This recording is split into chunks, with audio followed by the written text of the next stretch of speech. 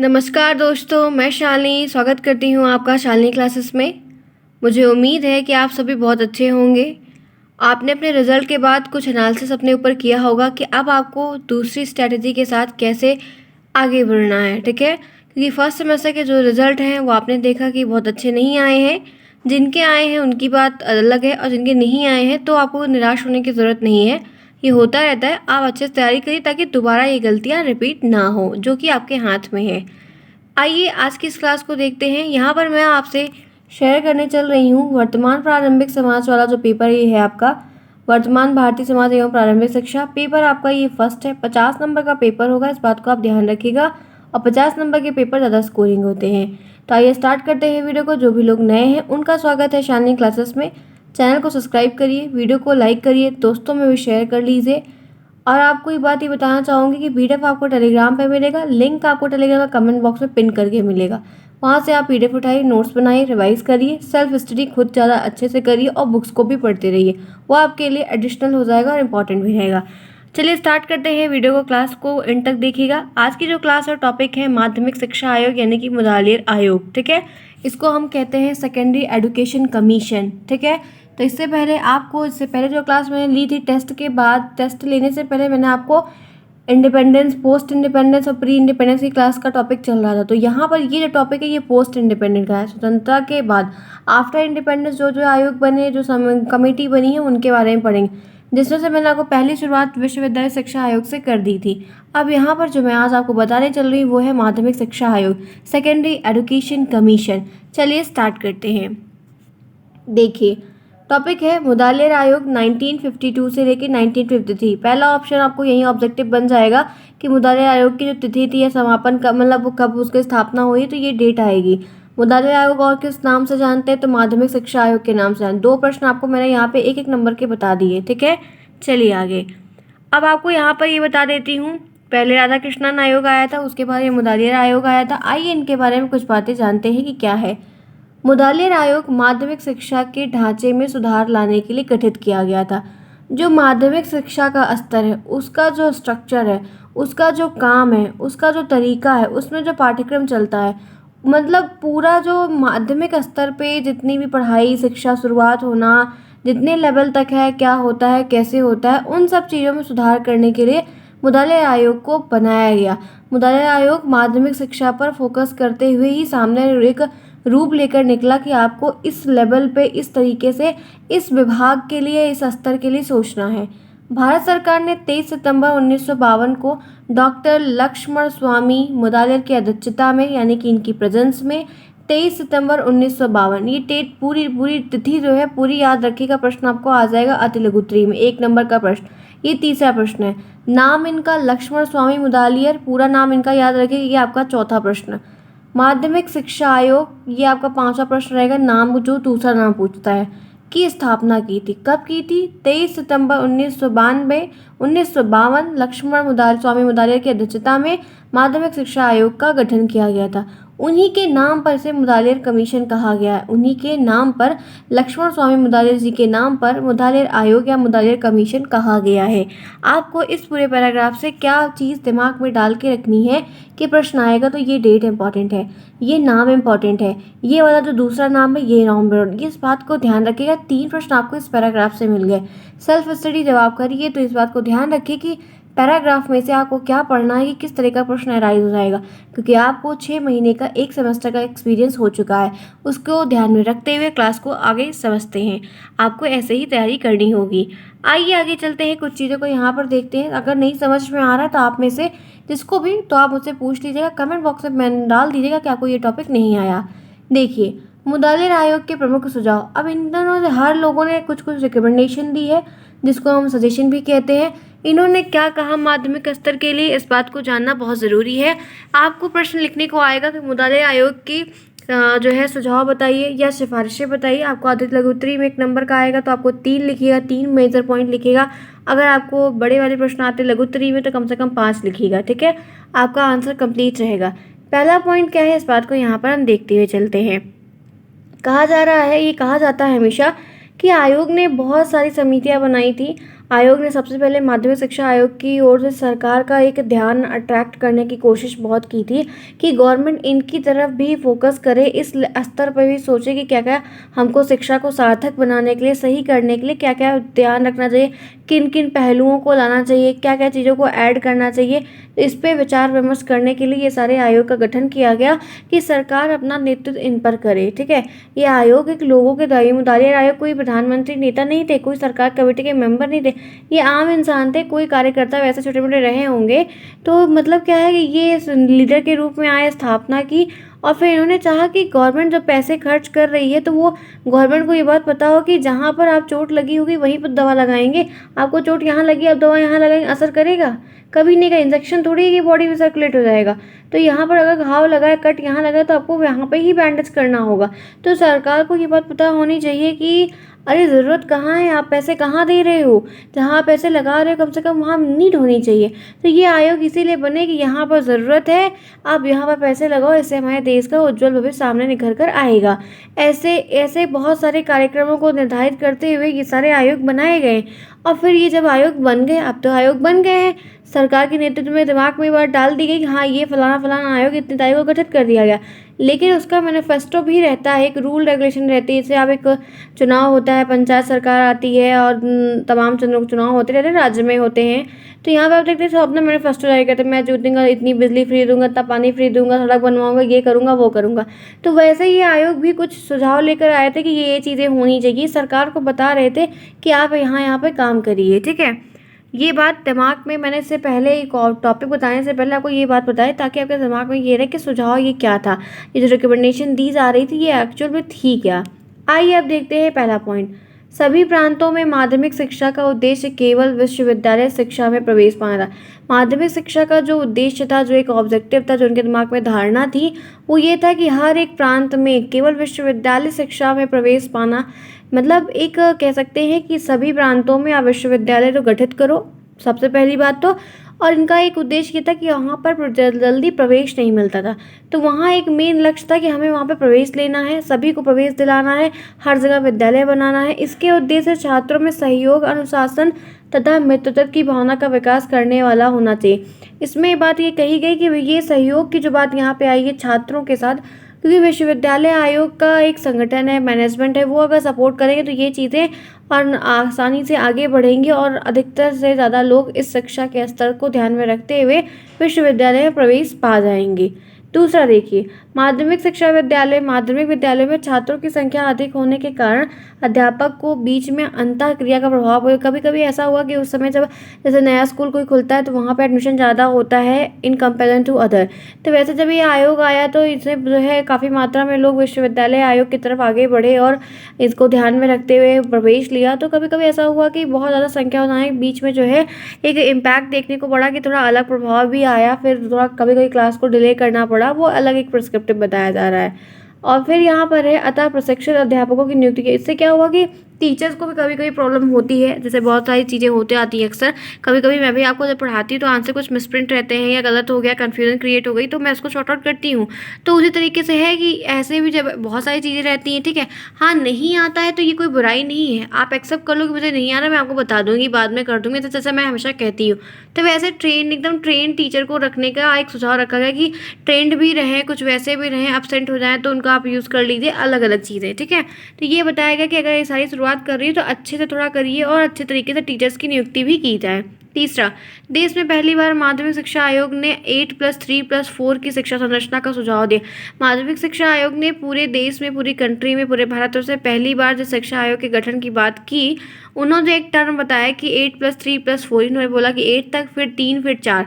जैसे अब ये लोग क्या करते हैं, 10th पास करते हैं, 10+2 करते हैं, फिर ग्रेजुएशन करते हैं, इस तरह से कंप्लीट। यहाँ उन्होंने कहा कि 8th कर दो, पहले 8 तक टारगेट रखो, जो अब 10th में है, फिर उसके बाद 3 क्लास और फिर 4 क्लास। ठीक है, तो इन्होंने ये टर्म दिया था।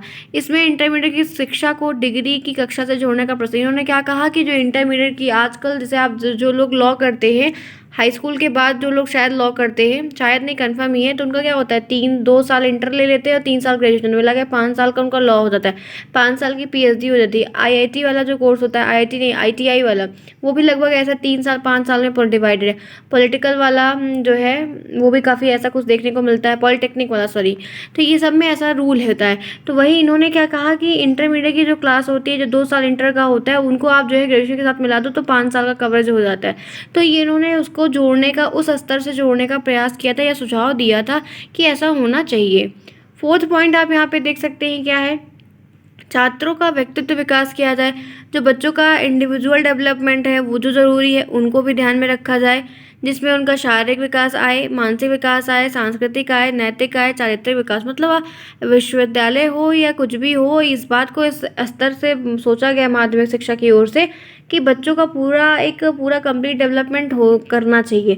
अभी डेवलपमेंट होगा कैसे कि उनको आप खेल कूद के लिए प्रोत्साहित करो, उनके मानसिक लेवल को बढ़ाओ, डिबेट करवाओ, सांस्कृतिक परफॉर्मेंस कुछ हो रही है तो कोई त्यौहार पड़ रहा है तो उसको करवाओ, सबका अलग अलग गेटअप, नैतिक मोरल वैल्यूज़ को सिखाइए, कैरेक्टर को बिल्ड करना सिखाइए। तो ऐसे बहुत सारी चीज़ें हैं जो इस आयोग ने एक सुझाव के तौर पर सामने रखा था कि ऐसा किया जाना चाहिए, जो उचित होगा और एक अच्छा डेवलपमेंट सामने लेकर आएगा। फिफ्थ पॉइंट है, शिक्षण पद्धति का उद्देश्य केवल ज्ञान प्राप्ति ही नहीं है, ज्ञान प्राप्ति ही ना होकर छात्रों में उपयुक्त मूल, उचित दृष्टिकोण, कार्य करने की प्रवृत्ति का समावेश होना चाहिए। जो शिक्षण पद्धति है, जो टीचिंग का एक सिस्टम है कह सकते हैं, उनका एक ऑब्जेक्टिव जो था सिर्फ ज्ञान ही प्राप्त करना नहीं था, वो ये चाहते हैं कि छात्र हर तरीके से विकास करे, होल डेवलपमेंट उसका हो, दृष्टिकोण इस तरीके से रखे कि जो उचित रहे, दूसरों के लिए भी खुद के लिए भी कैसे काम करे, जो दूसरे के लिए भी अच्छे अपने, मतलब एक तरीके से पूरा एक समृद्ध नागरिक बना देना। अभी से उसकी सीख देना कि कैसे आपको आगे चल के चीज़ों को देखना होगा, समझना होगा या काम को अपने आगे बढ़ाना होगा, वो भी उचित तरीके से बिना किसी हानि के। ठीक है, नेक्स्ट देखते हैं छठा पॉइंट यहाँ पे है, ग्रामीण विद्यालयों में, जो ग्रामीण विद्यालय हैं, गांव के विद्यालय हैं, कृषि शिक्षा पर विशेष प्रबंध होना चाहिए। अगर बहुत सारे लोग नहीं निकल पाते हैं किसी रीजन में, तो जो कृषि है, कृषि की शिक्षा है, क्योंकि गांव के लोग किसानी खेती काम करते हैं, तो उनके बच्चे अगर मान लीजिए 10 तक हाई स्कूल तक ग्रेजुएशन कर रहे हैं, नहीं कुछ कारण रहा नहीं जा पाए, तो उनको इस शिक्षा से भी आप एकदम जोड़ के रखो कि अगर इनको ये ज़रूरत पड़ती है तो अपने भरण पोषण के लिए वो इस काम को भी सही तरीके से कर सके और अच्छी ऊंचाई तक पहुँच पाएँ। उद्यान कला, पशुपालन, जो लोग मुर्गी पालते हैं, गाय पालते हैं, उनके लिए कुटीर उद्योग की शिक्षा का भी प्रबंध। उन्होंने कहा कि जो छोटे छोटे उद्योग होते हैं, जैसे पीएमकेवीवाई एक योजना चल रही है, ठीक है, मैंने भी कुछ सारे कोर्सेज किए हुए हैं इसके, काफ़ी अच्छे रहे हैं। तो आज भी कोर्सेज चलते हैं, तो क्या होता है कि इनमें कोर्सों में सिखाया जाता है कि अगर जीविका आपकी चलानी, मतलब एक प्रधानमंत्री की तरफ से एक काम के बढ़ाया गया है कि तो लोगों को 4-5 टीचर पढ़ाएंगे, वो काम रहेगा, बच्चे पढ़ेंगे सीखेंगे, उससे क्या होगा आगे चलकर उनकी रोजी रोटी का जो दिक्कत आती है तो वो किसी पर ना डिपेंड रह के खुद आत्मनिर्भर होकर इस काम को अच्छे तरीके से कर पाएंगे। तो ये सारे छोटे छोटे लघु उद्योग हैं, उनके बारे में जो चीज़ें हैं, काम कैसे करना है, जैसे कि आप कह सकते हैं कि खादी आश्रम का काम होता है तो उनके कपड़े देखिए अलग रहते हैं कुछ जगह, या तो आप किसी और स्टोर में, खादी आश्रम में बहुत से जहाँ अगरबत्ती बनती है वहाँ पे, जहाँ पे ये निमंत्रण में पहले फाइबर की प्लेट्स अक्सर वो अभी भी होती है, लेकिन वैसे जो डिस्पोजल वाला आता है वो अक्सर लोग यूज़ करने लगे हैं, तो वो भी मतलब एक बनाया जाता है उनकी फैक्ट्रियों में काम करना। ये छोटी छोटी चीज़ें सिखाई जाती है, या कंप्यूटर का रिपेयरिंग करना, ये सब जो है बहुत सारी चीज़ें सिखाई गई। पीएमकेवीवाई में बहुत सारे कोर्सेज हैं, तो जहाँ पे जो अवेलेबल रहा तो ये मोटिव रखा गया कि बच्चों को सिखाया जाए ताकि वो 2 पैसे कमा सकें। ठीक है, 7वां पॉइंट देखिए, शिक्षकों को प्रशिक्षण देना चाहिए और शिक्षण को प्रभावशाली बनाने के सुझाव। इन्होंने ये भी कहा कि जो शिक्षक आ रहे हैं उनको भी आप 15 दिन 20 दिन ट्रेनिंग दे दो, कोई दिक्कत नहीं है, क्योंकि अगर वो पढ़ा रहे हैं तो सही तरीके से पढ़ाएं और उचित से उचित रिजल्ट हमें ले आके दें, और इतने अच्छे तरीके से शिक्षण दिया जाए कि वो प्रभावशाली दिखे। तो ये भी बात इन्होंने रखी कि ये जरूरी नहीं कि बस आपको पढ़ाना है, आप खाना पूर्ति करने के लिए किसी भी टीचर को हायर कर लो, तो नहीं, आप ढंग से चुनो पहले उनको। नेक्स्ट देखिए 8th पॉइंट क्या कहा गया है, निबंधात्मक परीक्षाओं की जगह वस्तुनिष्ठ परीक्षा को माने। इन्होंने कहा कि जो निबंध की चीज़ें जो आपको लघुत्तरी और अति लघुत्तरी लिखते हैं उसमें लिखना पड़ता है, लेकिन वस्तुनिष्ठ प्रश्न में क्या करना है, 5 में से 1 सही होगा, 4 में से 1 सही को टिक करना होगा। तो माध्यमिक शिक्षा आयोग ने ये कहा कि ये जो परीक्षाएं निबंध टाइप की होती है लिखने, क्योंकि एक एग्जामिनर है वो 1 2 3 चेक करेगा, 5वीं बार तो वो बोर होने लगेगा। ठीक है, हम एक ऐसे को 3 से 4 बार पढ़ सकते हैं लेकिन उसका नहीं पढ़ पाएंगे, एक टाइम पर तो नहीं पढ़ पाएंगे। तो इसीलिए इन्होंने कहा कि निबंधात्मक परीक्षा जो होती है उसको आप थोड़ा कम करो, उसकी जगह पे आप जो वस्तुनिष्ठ परीक्षा होती है, जैसे आईएएस के पेपर देखिए, आईएएस का प्री और भी का सबका प्री कैसा होता है, सबका ऑब्जेक्टिव टाइप का, कुछ ही एग्जाम ऐसे का मेंस में जो है रिटर्न होता है। तो वस्तुनिष्ठ प्रश्न वनडे एग्जाम सारे वस्तुनिष्ठ ऑब्जेक्टिव टाइप के होते हैं। तो इसको भी ध्यान रखते हुए काम किया गया कि इन्होंने बोला कि उसका महत्व दिया जाए, उसको बढ़ाया जाए। 9th देखिए, पाठ्यचर्या को वास्तविक जीवन से संबंधित जो पाठ्यचर्या है, जो करिकुलम है, करिकुलम में ऐसी चीज़ें होनी चाहिए जो रिलेट करे लाइफ से जुड़े हो। ठीक है, लाइफ से उसका एक इंटरेक्शन, जैसे कोई कैसा है साइंस पढ़ रहा है तो साइंस जो है हमारे इन्वायरमेंट से रिलेटेड है, हमसे रिलेटेड है, हमसे जुड़ी हुई है, पेड़ पौधों के बारे में देख रहे हैं, सूर्य के बारे में हम देख रहे हैं, तो वो ऐसे करिकुलम को ले आके इन्वॉल्व करो जो उसमें वो अच्छे तरीके से इन्वॉल्व हो पाए, पढ़ पाएँ, समझ पाएँ, उनको कोई दिक्कत ना लगे। समझ में आई बात? क्लियर है यहाँ तक? अगर प्रॉब्लम होगी तो आप मुझे कमेंट बॉक्स में मेंशन करते हुए पूछिएगा कि यहाँ पर आपको दिक्कत अटक रही है।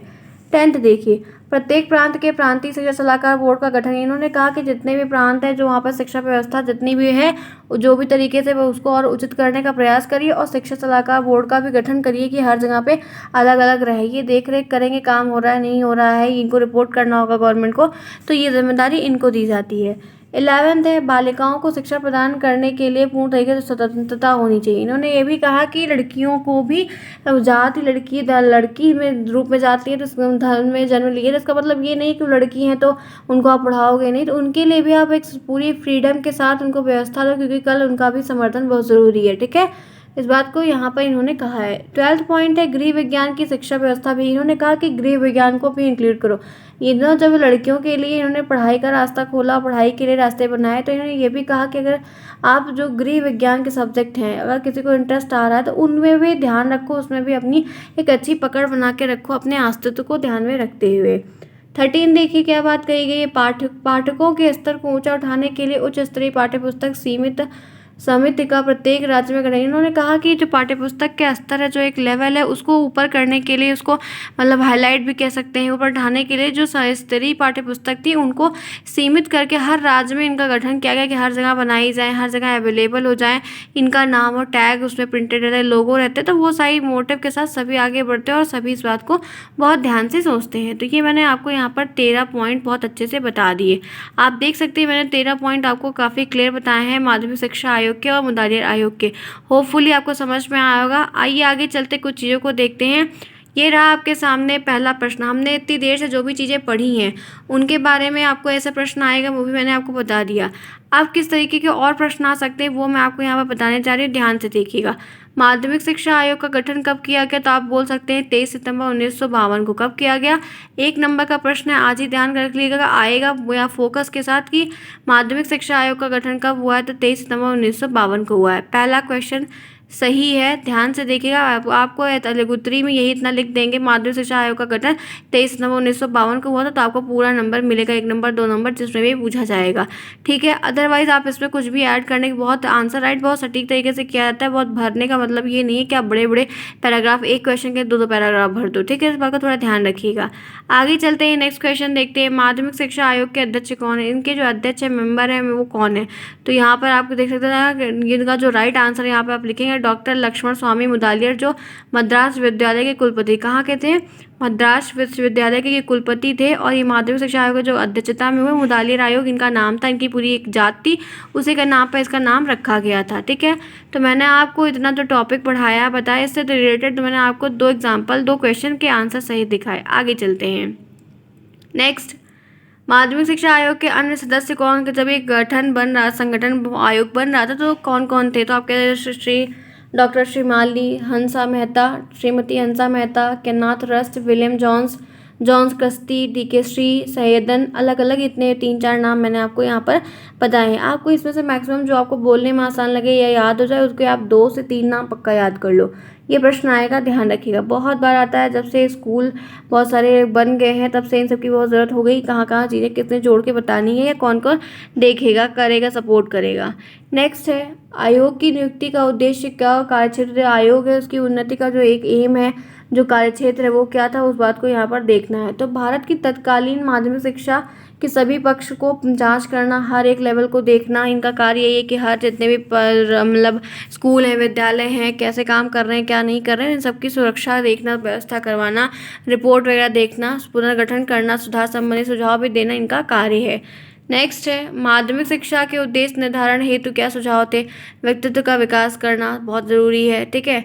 लोकतांत्रिक नागरिकता का विकास करना ये भी बहुत ज़रूरी है। नेतृत्व शक्ति का विकास करना ये भी बहुत ज़रूरी है। और व्यावसायिक कुशलता का विकास करना ये बहुत ज़्यादा ज़रूरी है। तो मैंने आपको 3, 4 से 5 फैक्टर बताए जो काफ़ी इंपॉर्टेंट है। ऐसे ये प्रश्न आपको लिखने को आएगा और आपको लिखना होगा कि कैसे आप निर्धारित कर रहे हो, कैसे आप समझ रहे हो, कैसे आप बता रहे हो, कैसे आप चाह रहे हो। तो इसी के बेस पे यहाँ पे एनालिसिस कर लिया जाता है, ठीक है। आगे चलते हैं। माध्यमिक शिक्षा आयोग ने माध्यमिक शिक्षा के पाठ्यक्रम संबंधी क्या सुझाव दिए थे। इन्होंने कहा कि मातृभाषा को बिल्कुल पीछे मत करो, मातृभाषा को लेके चलो, राष्ट्रीय हिंदी को भी लेके चलो, अंग्रेजी को भी आप लेके चलो, सामान्य विज्ञान को, गणित को, सामाजिक विषय को, कला और संस्कृत को, हस्तशिल्प को, शारीरिक शिक्षा, त्रिभाषा सूत्र, सारे जितने भी सूत्र हैं सब कुछ सबको एक साथ लेके चलो। सूत्र इंपॉर्टेंट रहेगा, ध्यान रखिएगा कैसे लिखना है, क्या लिखना है, सब पढ़ाऊंगी, सब बताऊंगी।